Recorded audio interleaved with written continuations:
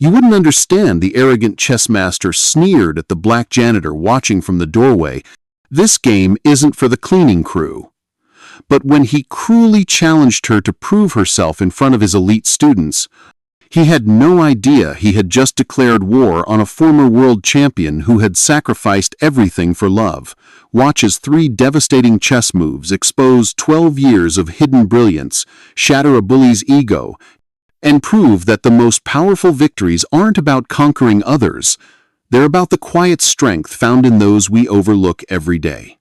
This is the story of how assumptions can destroy you, how true greatness often wears work clothes, and why you should never, ever underestimate someone just because they sweep your floors. Stay until the end to discover what real championship looks like, and why this 30-second chess game will restore your faith in justice. You wouldn't understand, the arrogant chess master sneered at the black janitor watching from the doorway. This game isn't for the cleaning crew. Little did he know, he had just insulted one of the most dangerous chess minds in history. The marble halls of Thornfield Academy echo with the whispers of privilege and prestige. This isn't just any school, it's where America's elite send their children to learn the game of kings, chess. Here, beneath crystal chandeliers and oil paintings of dead benefactors, the future grandmasters of tomorrow gather each summer to sharpen their minds under the guidance of the world's most celebrated players. Viktor Drakov commands the room like a general surveying his troops. His perfectly tailored suit, designer watch, and cold gray eyes speak of a man who has never known failure. The Russian-born grandmaster has dominated international tournaments for over a decade, his name whispered in chess clubs from Moscow to Manhattan. Students hang on his every word, desperate for even a crumb of his legendary knowledge.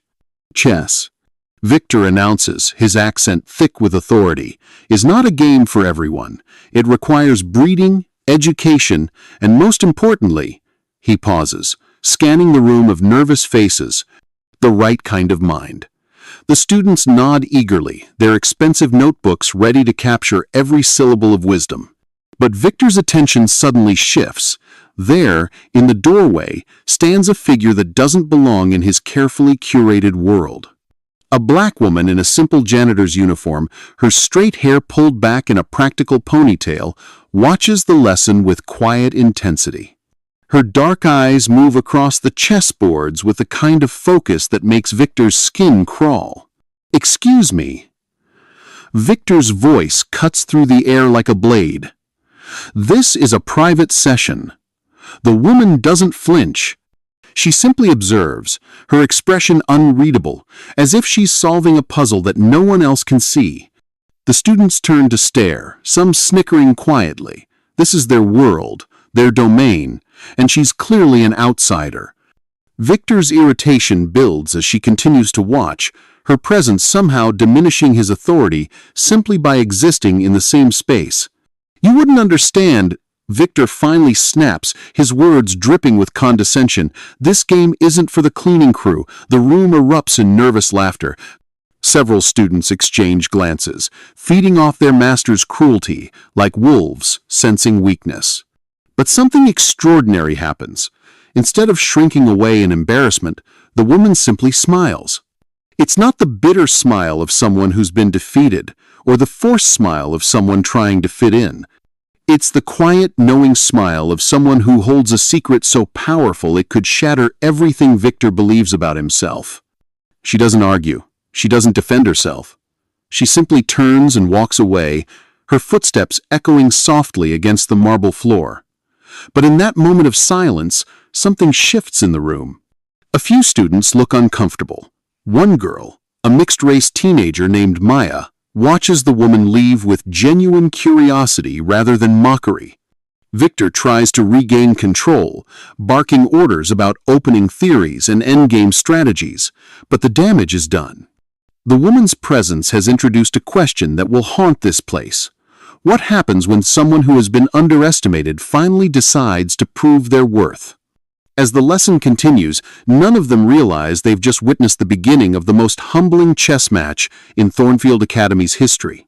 The janitor they dismissed so casually carries within her mind a weapon more powerful than Victor's reputation, more dangerous than his ego, and more beautiful than any championship trophy. The game has already begun, and Viktor Drakov has no idea he's about to lose everything. If this story of hidden brilliance and quiet strength resonated with you, I need your help to share it with others who might need to hear it. Hit that like button if you believe everyone deserves respect regardless of their job title. Drop a comment sharing a time when someone surprised you with their hidden talents. And subscribe, because stories like this, stories that challenge our assumptions and celebrate the extraordinary people we overlook every day, are exactly what our world needs more of. Don't let this message stop with you. But what Viktor Drakov didn't know was that the woman he had just humiliated carried a story that would make even the strongest person weep. Her name is Danielle Boone, and if you saw her walking through the Academy's corridors at midnight, you might think she was just another invisible worker finishing her shift. But look closer, really look, and you'll notice something extraordinary about the way she moves. There's a grace in her steps, a quiet confidence that speaks of someone who has walked through fire and emerged stronger. Danielle pushes her cleaning cart past the empty classrooms, her soft-soled shoes making barely a whisper against the polished floors. While the privileged students sleep in their dorm rooms, dreaming of future championships, she works tirelessly through the night. But this isn't just any job, for her every dollar she earns goes directly to the community center she runs in her neighborhood, funding chess programs for kids who will never see the inside of a place like Thornfield Academy. The irony is heartbreaking.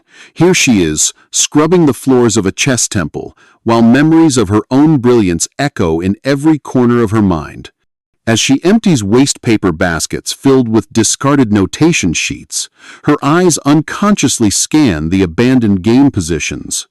Without thinking, she reconstructs entire matches in her head, seeing 15 moves ahead while these elite students struggle to think 3 moves forward. Tonight, like every night for the past 6 months, Danielle makes her way to the faculty break room. Hidden beneath stacks of maintenance schedules and cleaning supplies, she keeps a secret collection chess books salvaged from the Academy's donation pile, tournament bulletins found in trash cans, and photocopied pages of master games that students carelessly threw away. These discarded treasures have become her midnight university. She spreads Kasparov's "My Great Predecessors" across the small table, her fingers tracing the elegant combinations that once made her heart race with possibility. Move by move, she recreates the legendary encounters between Fischer and Spassky, between Karpov and Kasparov, her mind dancing through variations with the same fluidity that once made crowds gasp in amazement. But it's not just study, it's remembrance. Every position she analyzes brings back echoes of who she used to be when the chess world knew her name, when her picture graced magazine covers, when grandmasters twice her age sought her analysis.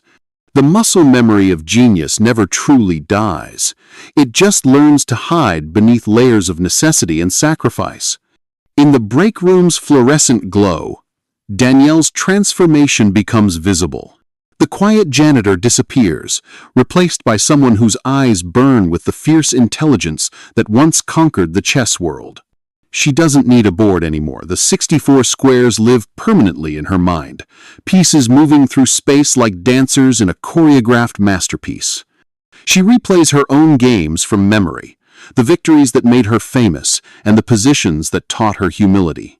Each move carries the weight of a different life. A path not taken, a dream deferred but never truly abandoned.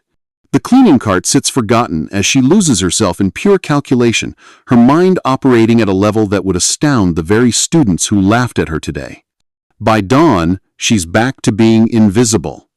The books disappear, the chess positions fade from the table, and Danielle Boone becomes just another worker preparing to leave after a long night. But something has changed. Victor's cruel words have awakened something that she's kept carefully buried, a hunger for vindication that she thought she'd successfully suppressed. As she clocks out and walks toward the parking lot, Danielle carries with her a decision that will soon turn Thornfield Academy's world upside down. The sleeping giant has been poked, and very soon, Viktor Drakov will discover that some battles are won not with arrogance, but with quiet, devastating precision. The storm is about to begin, and no one sees it coming. But Viktor Drakov's cruelty was far from over in fact. What happened next would prove that some people mistake silence for weakness, and that's always their biggest mistake. The following days at Thornfield Academy became a masterclass in psychological warfare, with Viktor wielding his authority like a weapon against someone he saw as beneath his notice. Every time Danielle appeared in his peripheral vision, emptying a trash can, wiping down a table, quietly restocking supplies, Viktor's comments grew sharper, more calculated, more designed to humiliate. Some people, he announced loudly during Tuesday's lesson, his eyes deliberately finding Danielle as she cleaned nearby windows, were born to polish floors, not polish strategies. The students dutifully laughed, but this time the sound felt forced, uncomfortable. A few exchanged glances that suggested Viktor's behavior was crossing lines even they recognized. What Viktor failed to notice was how Danielle's presence had begun affecting his students in ways that threatened his carefully constructed hierarchy. They started watching her, really watching her. There was something about the way she moved through the room, the way her eyes unconsciously tracked the chess positions on their boards, the way she seemed to understand conversations about opening theory without ever participating in them. Maya Chen, a brilliant mixed-race 16-year-old who had earned her spot through pure talent rather than family connections, found herself increasingly fascinated by the quiet janitor. Unlike her classmates who giggled at Viktor's cruelty, Maya felt a growing sense of unease. Something about Danielle reminded her of her grandmother's stories about hidden strength, about people who carried greatness in silence. The breaking point came on Thursday afternoon. A student named Bradley, a wealthy boy whose father had donated a wing to the academy, was struggling with a complex middle game position. He stared at the board in frustration, his face red with embarrassment as Viktor's impatience grew more visible with each passing second. "The knight to d5 is obvious," Viktor snapped. "How can you not see such an elementary tactic?" But Bradley couldn't see it. The position was more complex than Viktor realized, with hidden tactical shots that required deeper calculation. As Viktor's criticism intensified, the boy's confidence crumbled entirely. That's when it happened. Danielle was emptying the wastepaper basket near Bradley's table when she paused, her eyes falling on the position. For just a moment, barely a heart-beather professional mask slipped. She saw what Viktor had missed, what Bradley couldn't find, what the entire room of future grandmasters had overlooked. "Knight to e4, she said quietly, almost to herself. The words were barely above a whisper, but in the tense silence of the room, they rang out like a bell. Every head turned. Bradley's eyes widened as he saw the move, tracing the beautiful tactical sequence that followed. The knight sacrifice led to a forced mate in 7 Muvasa combinations so elegant it belonged in a chess magazine. Viktor's face went white, then red, then something approaching purple. The room held its breath as he stared at the board, seeing the truth he couldn't deny. The janitortha woman he had dismissed and mocked at just solved a position that had stumped everyone in the room, including him. The silence stretched like a held note, pregnant with possibility and danger. Maya watched Viktor's hands tremble slightly as his carefully constructed world began to crack. This wasn't supposed to happen. People like Danielle weren't supposed to be brilliant. They weren't supposed to see what he missed. They certainly weren't supposed to make him look foolish in front of his students. "Let's see you try that on me," Viktor finally said, his voice tight with barely controlled rage. The challenge hung in the air like a thrown gauntlet, and everyone in the room understood that something irreversible had just been set in motion. The master had just challenged someone he assumed was a student, never realizing he had just declared war on a former queen. What happened next would become the most talked-about moment in Thornfield Academy's 100-year history, a challenge so cruel and public that it would either destroy a woman's dignity forever or reveal a truth that would shake the chess world to its core. The words hung in the air like a death sentence. Viktor Drakov stood at the front of the classroom, his chest puffed with the arrogance of a man who had never been truly challenged, his eyes fixed on Danielle with the predatory focus of a hunter who had cornered his prey. 23 of the world's most promising young chess players sat frozen in their chairs, sensing they were about to witness something that would haunt them for years. "Did you hear me?" Viktor's voice cut through the silence like a blade. "I said, let's see you try that brilliant analysis on me." His tone dripped with sarcasm, each word carefully chosen to maximize humiliation. After all, if you can spot tactics that escape the rest of us mere mortals, surely you can handle a simple game against an actual grandmaster. Danielle stood perfectly still beside the wastepaper basket, her face a mask of composure that revealed nothing of the storm brewing beneath. Her hands, steady and sure, slowly released the trash bag she'd been holding. The soft plastic rustle seemed unnaturally loud in the deadly quiet room. Maya Chen felt her heart hammering against her ribs. She had seen enough bullying to recognize this moment for what it was: a powerful man using his position to crush someone he perceived as beneath him. But there was something in Danielle's posture, something in the way she straightened her shoulders and lifted her chin, that made Maya think this wasn't going to end the way Viktor expected. 3-minute blitz, Viktor announced, his voice rising with theatrical flourish. He was performing now, putting on a show for his students, demonstrating what happened to people who dared to step out of their assigned roles. Standard tournament rules. If you can last 10 moves without embarrassing yourself completely, I'll offer you a public apology for underestimating your cleaning abilities. The cruelty of the terms hit everyone in the room like a physical blow. 10 moves. In a 3-minute game, 10 moves might last barely 90 seconds before Viktor's superior speed and technique would overwhelm any amateur. It wasn't a challenge, it was public execution disguised as sport. But, Viktor continued, his smile spreading like poison across his face, when you inevitably fail, when you prove that knowing one tactic doesn't make you a chess player, you pack your things and find employment somewhere more suited to your actual talents. Perhaps a school where they don't expect their custodial staff to have delusions of grandeur. A few students shifted uncomfortably in their seats. Even Bradley, whose position Danielle had just solved, looked queasy. This had moved beyond chess into something darker, something that felt wrong on a fundamental level. "Viktor, maybe this isn't." Maya started to speak, but Viktor's glare silenced her immediately. "Miss Chen, unless you'd like to join our custodial friend in seeking new employment, I suggest you observe quietly." His words carried the implicit threat that had kept generations of Thornfield students in line. Challenge authority, and authority would destroy you. But then something extraordinary happened. Danielle spoke. "I accept." 2 words. Quiet, clear, and completely calm. She didn't argue about the unfairness of the terms. She didn't point out the cruelty of the stakes. She didn't even ask for better conditions. She simply accepted a challenge that any rational person would recognize as rigged against her.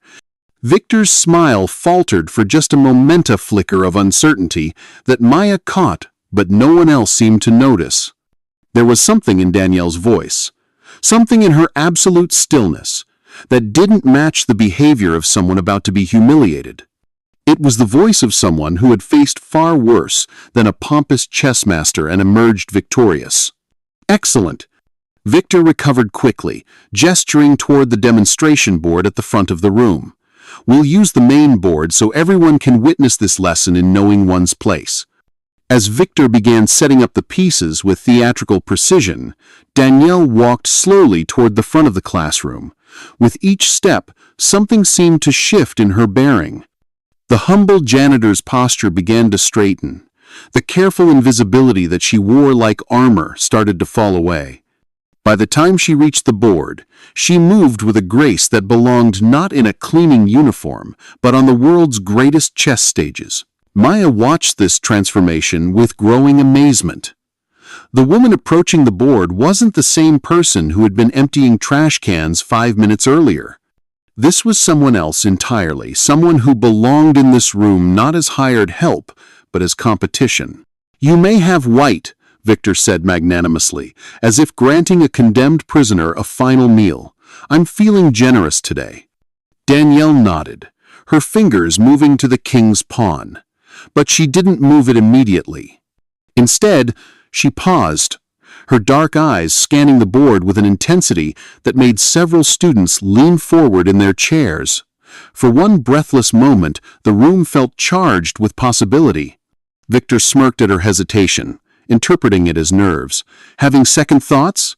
It's not too late to return to your mop bucket with dignity intact." Danielle looked up at him then, and Maya gasped. The expression in her eyes wasn't fear or uncertainty. It was something far more dangerous. It was the quiet confidence of someone who had been holding back their true power and was about to unleash it. "No," Danielle said softly, her hand moving to the pawn. "I'm just deciding how quickly I want this to end." The pieces were set, the challenge accepted, but neither Victor nor his students realized they were about to witness the return of a legend. If you believe everyone deserves respect regardless of their uniform, smash that like button. Comment with the fire emoji if you're ready to see Victor get exactly what he deserves. And subscribe, because you won't want to miss what happens when years of hidden brilliance finally explode into the light.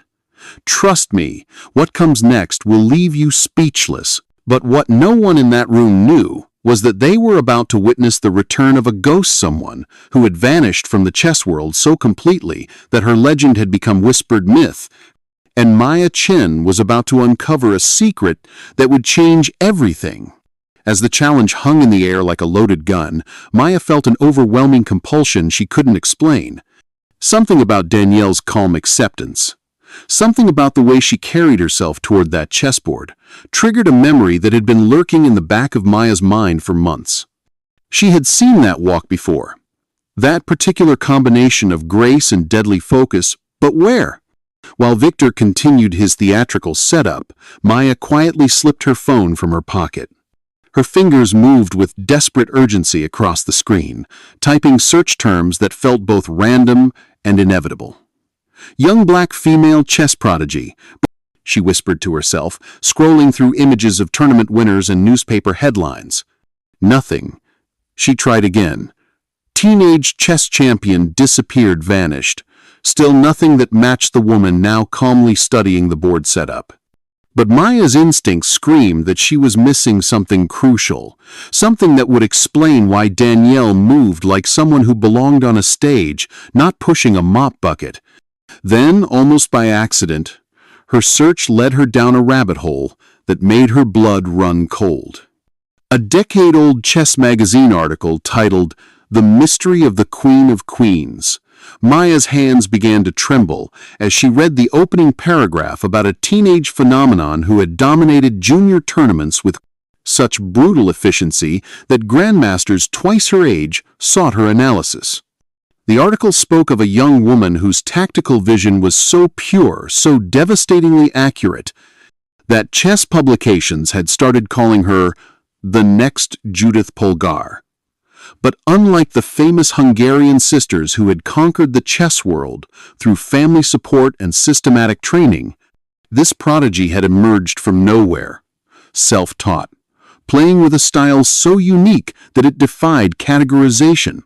Maya scrolled frantically through the article, her heart pounding as pieces of an impossible puzzle began falling into place. The chess world had been buzzing about this mysterious talent who competed under the name D. Boone, a name that had become synonymous with tactical brilliance and ice-cold composure under pressure. Tournament directors spoke in hushed tones about her ability to calculate 20 moves ahead while her opponents struggled with basic combinations. But then, at the height of her dominance, at the moment when the chess world expected her to challenge for major titles, D. Boone had simply vanished. No farewell tournament, no announcement, no explanation. One day she was the most talked about young player in America. The next she was gone as if she had never existed. Maya's fingers flew across her phone screen, searching for photos, for any visual confirmation of the growing suspicion that was making her hands shake. Most of the tournament photos were taken from too far away, or showed players from behind, or captured moments when D. Boone's face was obscured by concentration. But finally, buried in a local newspaper's sports section from 12 years ago, Maya found what she was looking for. The photograph was grainy, taken at what appeared to be a junior championship ceremony. A young black woman with straight hair pulled back in a practical ponytail stood on the winner's podium, holding a trophy that was nearly as tall as she was. The caption read, "Danielle Boone, 19, accepts first place at the National Junior Championship. Tournament officials describe her performance as historically dominant." Maya's phone nearly slipped from her trembling fingers. The face in that 12-year-old photograph was unmistakably the same woman now standing calmly at the front of the classroom, preparing to face Victor's challenge. But how was it possible? How had the chess world's most promising young talent ended up working as a janitor at an elite academy? Frantically, Maya searched for more information about Danielle's disappearance. The articles became increasingly sparse after her vanishing, but eventually she found a brief, heartbreaking mention in a chess forum from years ago. Someone had posted a rumor about D. Boone's family tragedy car accident that had killed both parents, leaving the teenage chess prodigy as the sole guardian of younger siblings. The pieces of the story crystallized in Maya's mind with devastating clarity. Danielle hadn't lost her passion for chess, she had sacrificed it. She had walked away from fame, from potential world championships, from everything the chess community could offer, because her family needed her more than the 64 squares did. She had chosen love over legacy, responsibility over recognition.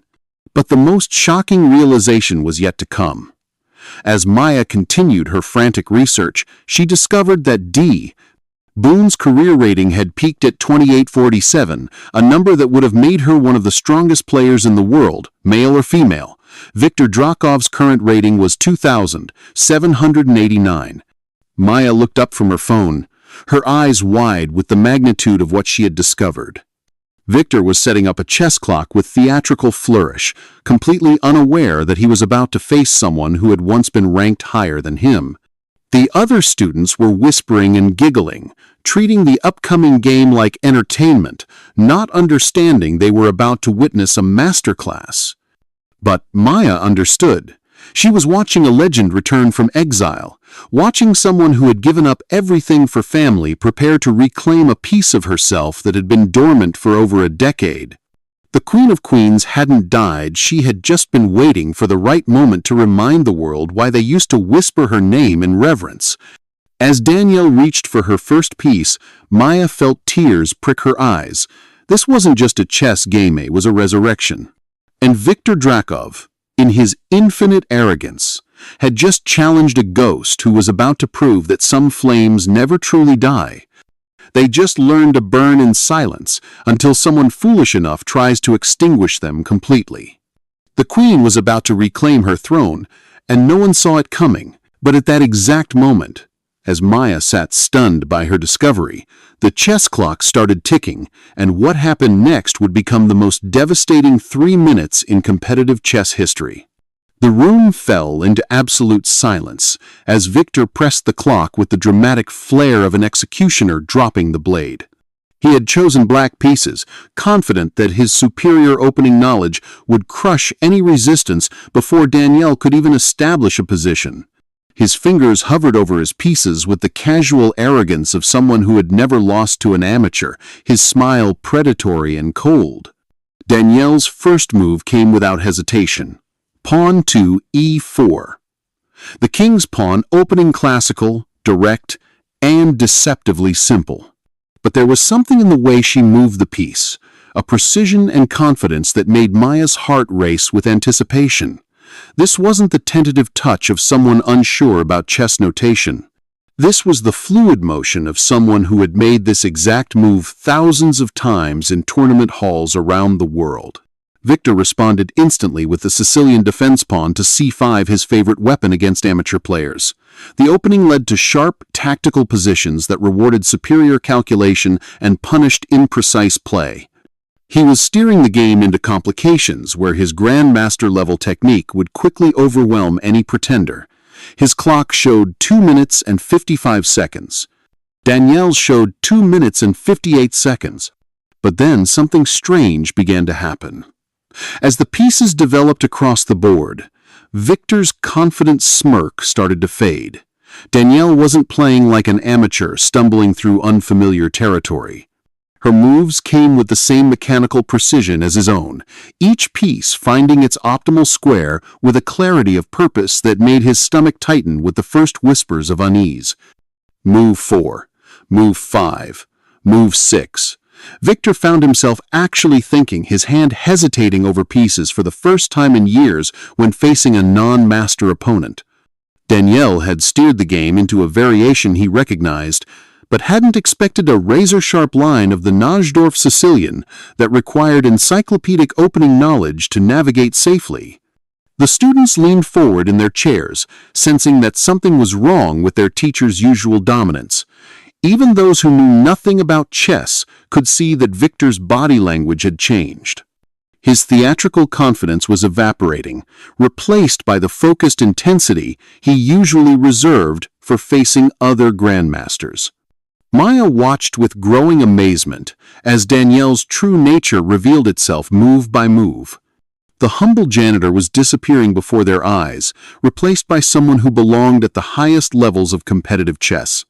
Her posture had transformed completely spine straight, eyes focused with laser intensity on the board, her breathing slow and controlled like a sniper preparing for the perfect shot. Move 7. Victor's knight to f3. Attacking Danielle's advanced pawn.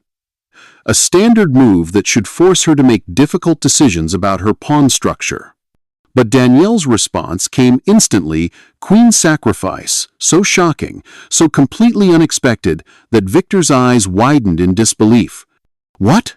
he whispered, staring at the board as if the pieces had rearranged themselves through magic. Danielle had just offered her most powerful piece in exchange for a positional advantage so subtle that it took Victor precious seconds to even understand what she was proposing. The clock ticked mercilessly. Victor had 90 seconds left and was burning time trying to calculate the consequences of accepting or declining the sacrifice. Every line he examined led to positions that favored Danielle's piece coordination and king safety. It was the kind of intuitive positional sacrifice that only masters of the highest caliber even considered, let alone executed with such casual confidence. Maya realized she was holding her breath. Around the room, the other students had gone completely silent, sensing they were witnessing something historic, but not understanding exactly what. Victor's hands were actually trembling now as he reached for his pieces, second-guessing himself for the first time in years. Move 8. Victor declined the sacrifice, trying to maintain material equality while navigating the increasingly complex position. But Danielle's follow-up move hit the board with the sound of a judge's gavel. Check. Not just any discovered check that revealed a hidden battery of pieces aimed directly at Victor's exposed king. Impossible, Victor breathed, his face going pale as he traced the tactical consequences spreading across the board like cracks in breaking glass. Every variation he calculated led to the same inevitable conclusion. His king was caught in a mating net so elegant, so perfectly constructed, that escape was theoretically impossible. 60 seconds left on Victor's clock. 45 seconds. 30. He moved his king to the only available square, but everyone in the room could see the writing on the wall. Danielle had woven a trap so sophisticated that Victor had walked into it without even realizing the danger until it was far too late. Move 9. Danielle's final piece slid into position with the soft click of destiny being fulfilled. The position on the board was a work of artillery piece perfectly coordinated, every square controlled, every escape route sealed. Victor's king sat in the center of the board like a condemned prisoner awaiting execution. "Check," Danielle said quietly, her voice carrying the calm authority of someone who had delivered this verdict countless times before. Victor stared at the board in stunned silence, his brain refusing to process what his eyes were showing him. He was facing checkmate. Not in 10 moves, not in 5 moves, and the very next move, no matter what he played. The greatest humiliation of his career was about to unfold in front of his own students, delivered by someone he had dismissed as intellectually inferior. 20 seconds left on his clock. 10 seconds. 5. Victor's hand hovered over his king, his pride warring with reality. He could move the piece and face inevitable mate on the next move, or he could do something he had never done in front of students, resign a completely lost position and acknowledge defeat. The clock hit 0, and with it, Viktor Drakov's world came crashing down. But just as Victor's world collapsed in stunning defeat, Maya Chen stood up from her chair, her voice cutting through the shocked silence with words that would shatter everything everyone thought they knew about the woman in the janitor's uniform. "You're the Queen of Queens," Maya whispered, her words barely audible but somehow reaching every corner of the silent classroom. "You're Danielle Boone. The Danielle Boone." The effect was instantaneous and electric. Every student in the room turned to stare at Maya as if she had just spoken in an ancient language. Victor, still frozen over his hopeless chess position, looked up with confusion and growing dread. The name meant nothing to most of the students, but the way Maya spoke it with reverence, with awe, with the kind of respect reserved for legends made everyone understand that something monumental had just been revealed. "Maya, what are you talking about?" whispered Sarah, one of the other students. But Maya was already moving, her phone clutched in her trembling hands as she approached the front of the classroom. 12 years ago, Maya announced, her voice growing stronger with each word, a 19-year-old chess prodigy dominated every junior tournament in America. She was rated 2847, higher than any woman had ever been rated at that age. The chess world called her the most promising player they'd ever seen. Tournament directors said she calculated positions like a computer, but played with the artistic vision of a master painter. Victor's face had gone completely white. The rating number hit him like a physical blow. 2847 was 58 points higher than his current rating. He was staring at someone who had once been ranked among the strongest players in the world, someone who had outranked him when she was barely out of her teens. Then she vanished. Maya continued, her voice now commanding the attention of every person in the room. No explanation, no farewell tournament, no goodbye. The chess world spent years wondering what happened to their brightest star. Some people thought she'd died. Others believed she'd been recruited by some secret chess organization. But the truth was so much more heartbreaking. Danielle stood perfectly still beside the chessboard, her expression unreadable. She hadn't confirmed or denied Maya's words, but her silence spoke volumes. The proud, humble dignity with which she bore this public revelation told everyone in the room that Maya had uncovered the truth. She gave it all up. Maya's voice cracked with emotion. She walked away from certain world championship opportunities, from fame, from everything the chess world could offer her, because her family needed her. When her parents died in a car accident, she became the guardian of her younger siblings. She sacrificed her dreams so they could have a future. The weight of this revelation settled over the classroom like a heavy blanket. These privileged students, who had never known real sacrifice, who had been handed every opportunity on silver platters, were face to face with someone who had given up more than they could comprehend for the sake of love and responsibility. "And you?" Maya turned to Victor, her young voice blazing with righteous anger. "You insulted her. You mocked her. You challenged someone who was probably calculating mate in 15 while you were still trying to figure out basic tactics." Victor's hands were shaking now, not just from the chess defeat, but from the magnitude of what he had done. He had publicly humiliated one of the greatest chess talents America had ever produced. He had dismissed as intellectually inferior someone who had once been considered the future of the game. The shame was crushing, absolute, and completely deserved. "The knight sacrifice on move 7, Bradley whispered, his voice filled with awe. "I've seen that combination before. It was in a chess magazine article about artistic sacrifices. They called it the Queen's Gambit in real life. That was your game? Danielle finally spoke, her voice quiet but carrying easily through the stunned silence, against Grandmaster Petrov in the national championship semifinals. I was 17. The room erupted in whispers and gasps. Several students frantically searched their phones, finding articles and games that confirmed Maya's incredible revelation. Tournament photos, chess notation. Newspaper headlines all proving that the woman they had watched sweep floors was indeed a legend who had been hiding in plain sight. I didn't beat you with pieces, Danielle said, turning to Victor with a kind of calm dignity that made his arrogance look pathetic by comparison. I let your ego do the work. You played exactly like I expected someone of your temperament to play aggressively, without patience, assuming victory, before understanding the position. The same weaknesses that make you cruel also make you predictable. Victor opened his mouth to speak, but no words came. What could he possibly say? How could he defend the indefensible? He had built his entire teaching philosophy around the idea that chess ability reflected inherent worth, that success in the game proved superiority as a human being. But Danielle had just demonstrated that real greatness often wears work clothes and carries mop buckets, that true strength comes from sacrifice rather than ego. The saddest part, Danielle continued, her voice gentle but cutting, is that you teach these young people that their worth comes from their ability to win games. But chess doesn't make you a better person. Character does, kindness does, the willingness to sacrifice for others does. You've spent so much time teaching them how to capture pieces that you forgot to teach them how to treat people with dignity. The silence that followed was profound and uncomfortable. Every person in that room, students and teacher alike, was forced to confront the ugliness of what they had witnessed and in some cases participated in. They had laughed at greatness, mocked sacrifice, and applauded cruelty simply because it came from someone in authority.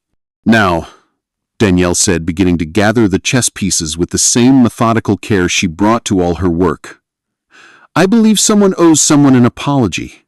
The queen had reclaimed her throne, but her real victory wasn't on the chessboard, it was in the hearts and minds of everyone who witnessed what true dignity looked like. What happened next would transform not just Viktor Drakov, but every person in that room, proving that sometimes the most powerful victories aren't about conquering others, they're about lifting them up. The silence stretched like a held breath as Viktor Drakov stood frozen beside the chessboard, his entire worldview crumbling around him like a house of cards in a hurricane. The man who had built his reputation on superiority and dominance now faced the most difficult move of his life, admitting he was wrong, not just about chess, but about the fundamental nature of human worth.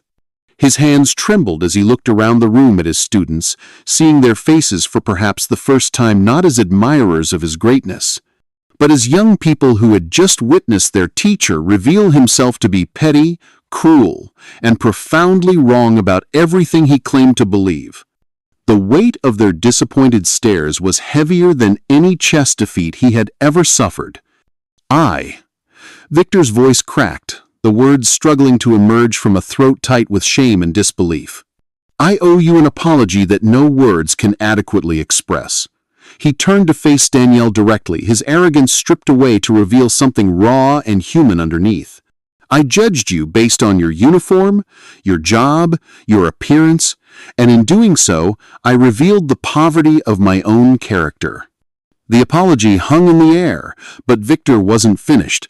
Something in Danielle's patient, dignified silence seemed to pull more truth from him, like a confession that had been locked away for years.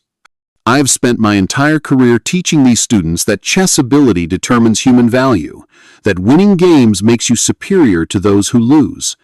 But you've just shown me something. I was too blind and arrogant to see that the greatest victories have nothing to do with pieces on a board. You sacrificed potential world championships for love.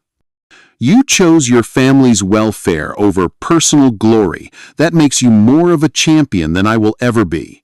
Maya felt tears streaming down her face as she watched this transformation unfold. Around the room, other students were equally moved, some openly crying, as they witnessed the demolition of prejudices they hadn't even realized they carried. But then something unexpected happened. The Academy's headmaster, Dr. Elizabeth Hartwell, appeared in the doorway, having been drawn by reports of the unprecedented scene unfolding in Victor's classroom. She took in the situation with sharp, intelligent eyes, the chessboard showing Victor's crushing defeat, the emotional faces of the students, and Danielle standing with quiet dignity at the center of it all. "Miss Boone," Dr. Hartwell said, her voice filled with respect and recognition, "Maya Chen has just shared some rather remarkable information about your background. I believe Thornfield Academy owes you far more than an apology. We owe you an opportunity." She stepped into the room fully, her presence commanding immediate attention. "I'm prepared to offer you a position as our head chess instructor, with a salary commensurate with your extraordinary qualifications and a benefits package that would allow you to continue supporting your family while sharing your gifts with these students."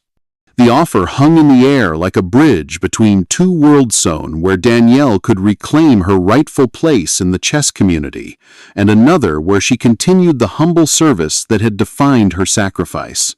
Every person in the room held their breath, waiting to see which path the Queen of Queens would choose. Danielle's response came with the same quiet grace that had characterized everything else about her.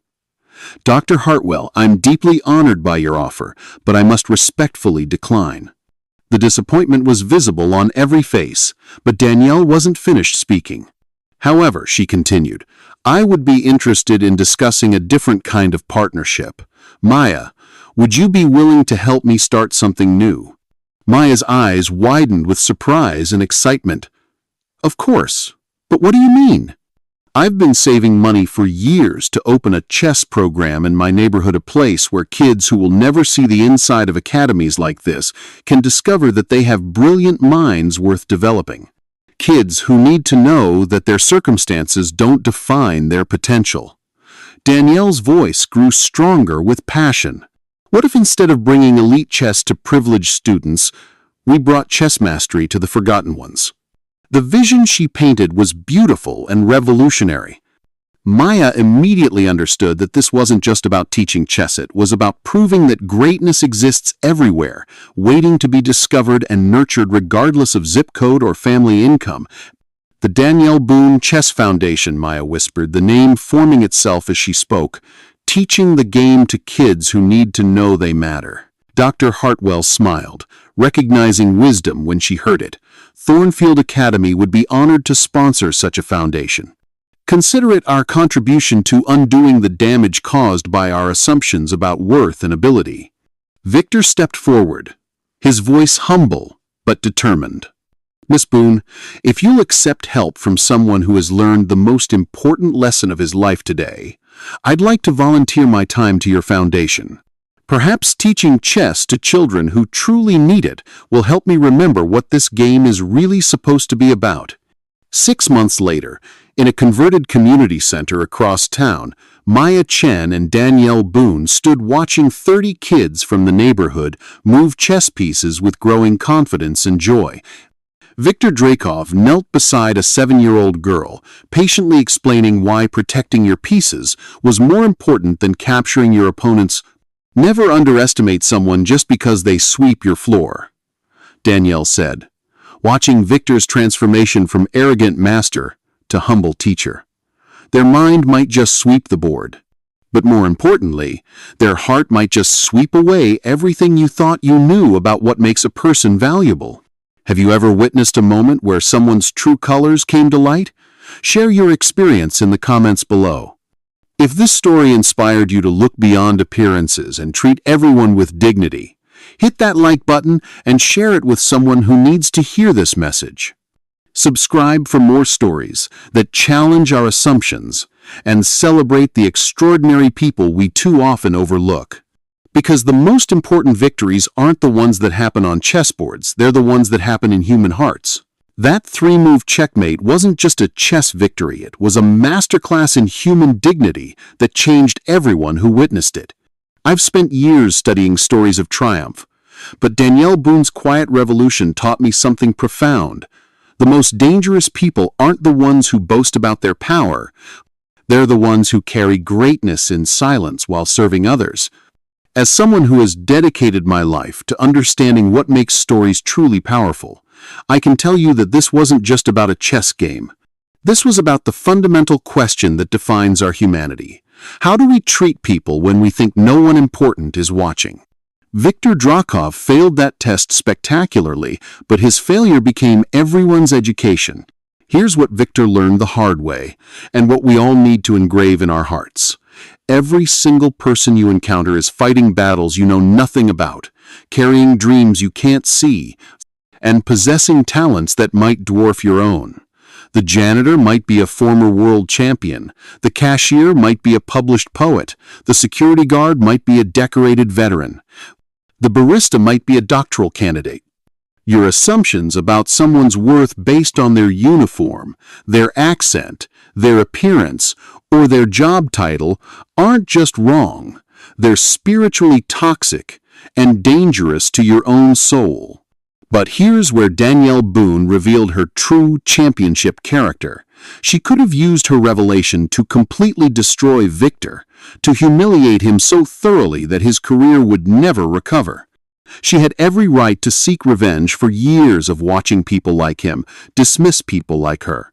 Instead, she chose transformation over destruction, healing over revenge, education over annihilation. That's the difference between someone who has truly suffered and learned from it versus someone who merely inflicts suffering on others. Pain either makes you cruel or it makes you compassionate, and Danielle chose compassion, even towards someone who absolutely didn't deserve it.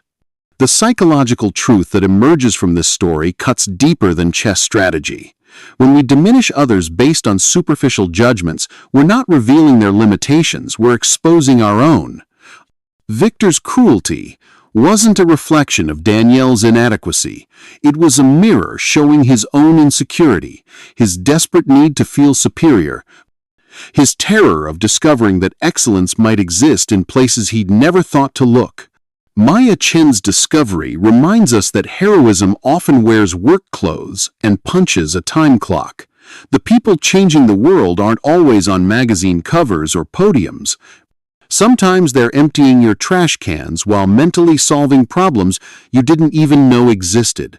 Sometimes they're sacrificing personal glory for family responsibility, choosing love over legacy, demonstrating that true greatness isn't about what you achieve, it's about what you're willing to give up for others. The real lesson transcends chess entirely. It's about recognizing that every human being deserves dignity, respect, and the benefit of the doubt, regardless of their social status, job title, or circumstances. Because the moment you start believing that your position, education, or success makes you inherently better than someone else, you've already lost the most important game of all, the game of being a decent human being. Viktor's students learn something more valuable than any chess strategy. That character isn't determined by what you can do, but by how you treat people who can't do anything for you. Danielle taught them that strength isn't about dominating others, it's about maintaining your dignity when others try to steal it from you. If this story made you examine your own assumptions, if it reminded you to treat everyone with respect regardless of their role in your life, if it inspired you to look for hidden greatness in unexpected places, then Danielle's sacrifice achieved something beautiful. Her decision to walk away from chess glory to serve her family, and her choice to respond to cruelty with grace, created ripples that will change lives for generations. Share this story with someone who needs to remember that true power comes from lifting others up, not putting them down. Because in a world that seems full of Viktor Drakovs, we desperately need to nurture our inner Danielle Boones. The choice is always ours. We can either be people who see only what divides us, or people who recognize the extraordinary potential hiding in every human heart.